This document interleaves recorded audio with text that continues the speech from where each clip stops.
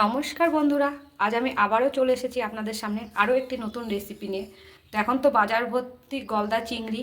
তো আজকে আমি চিংড়িরই একটা প্রিপারেশন নিয়ে এসেছি। আজকে আমি বানাবো চিংড়ির কালিয়া। তো চলুন দেখি কিভাবে বানানো যায় এই আলু দিয়ে চিংড়ির কালিয়া। আর সামনেই তো জামাই ষষ্ঠী, আর জামাই ষষ্ঠী মানে জামাইয়ের পাতে ভালো মন্দ খাবার দাবার দেওয়া। তো সেই দিনে এই স্পেশাল রেসিপিটা আপনারা রান্না করে জামাইয়ের পাতে দিতেই পারেন। চিংড়ি মাছগুলো ভালো করে ওয়াশ করে নিয়ে এসেছি, চিংড়ি মাছগুলো ছাড়িয়েও নিয়ে এসেছি। এবারে আমি এটা লবণ আর হলুদ মাখিয়ে ম্যারিনেট করে রাখবো। তো আমি দিয়ে দিলাম নুন, আমি হলুদ দিয়ে দিলাম। এবার আমি এটাকে ভালো করে ম্যারিনেট করবো। দেখুন চিংড়ি মাছগুলো এরকম সাইজের, দেখুন একটা একটা না দুটো একটু ছোট সাইজ আছে, এই দেখুন একটু ছোট।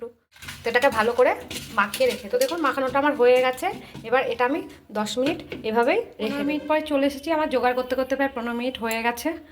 আর দেখুন কত পিঁপড়ে আমার ঘরে। আর এদিকে দেখুন গ্যাসের উপরে আমি কড়াই বসিয়ে দিয়েছি। কড়াইয়ের মধ্যে আমি সর্ষের তেল দিয়ে দেবো। রান্নাটা আমি সর্ষের তেলেই করব। তো তেলটা আমি গরম হতে সময় দেবো।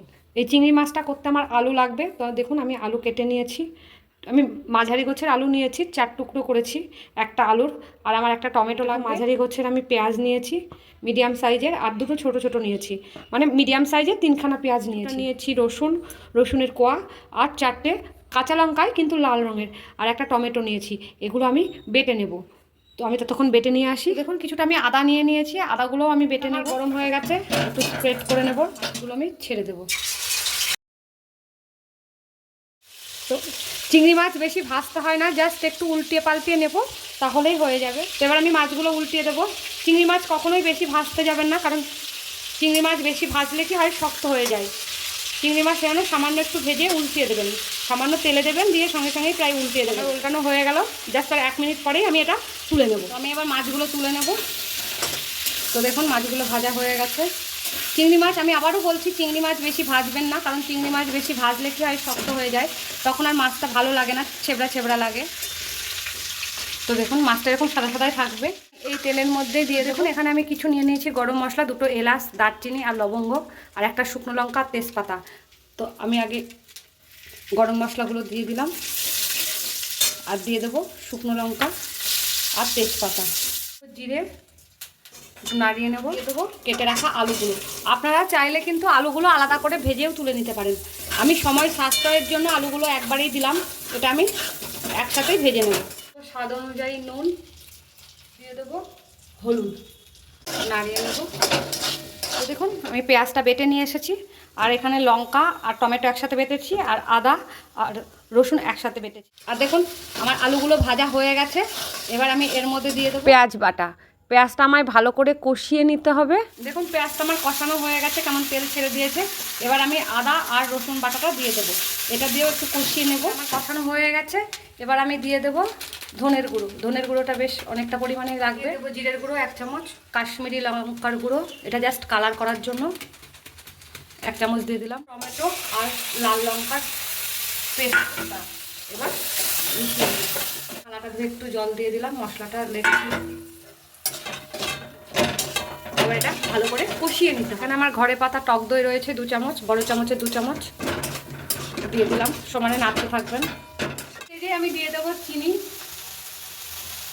জাস্ট সামান্য একটু চিনি দিয়ে দিলাম। আপনারা চাইলে পরেও দিতে পারেন, তবে চিংড়ি মাছে একটু চিনি দিলে ভালো লাগে, বিশেষ করে কালিয়াতে একটু চিনি দিলে ভালোই লাগে, কালিয়া মালাইকারিতে। আপনারা চাইলে চিনিটা কিন্তু নামানোর আগেও দিতে পারেন।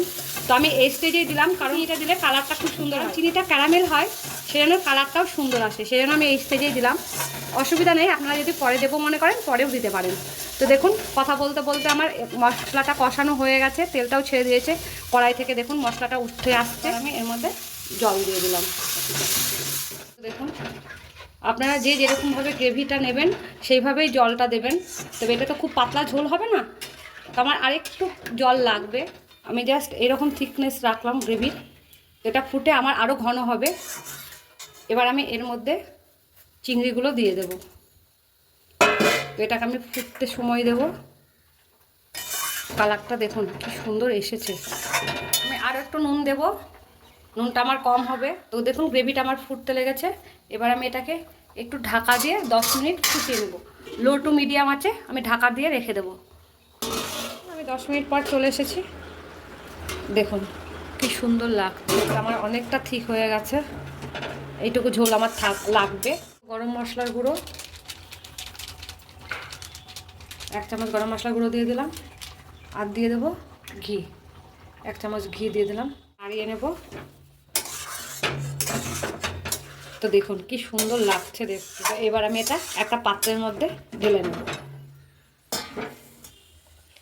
তো এইভাবে আপনারা একবার বানিয়ে খাবেন আলু দিয়ে চিংড়ি মাছের কালিয়া। এটা খেতে সত্যি খুব ভালো লাগে। তো ভিডিওটা এতক্ষণ দেখার জন্য অনেক ধন্যবাদ। ভিডিওটাকে অনেক অনেক করে লাইক করুন, শেয়ার করুন, আর এই চ্যানেলটিকে সাবস্ক্রাইব করে রাখুন, যাতে আগামী ভিডিওগুলো আপনারা খুব সহজে আর তাড়াতাড়ি পেয়ে যান। আর আমি আবারও রিকোয়েস্ট করব, আপনারা অন্তত এটি একবার বাড়িতে বানান আর পরিবারের সকলে মিলে এটি এনজয় করুন।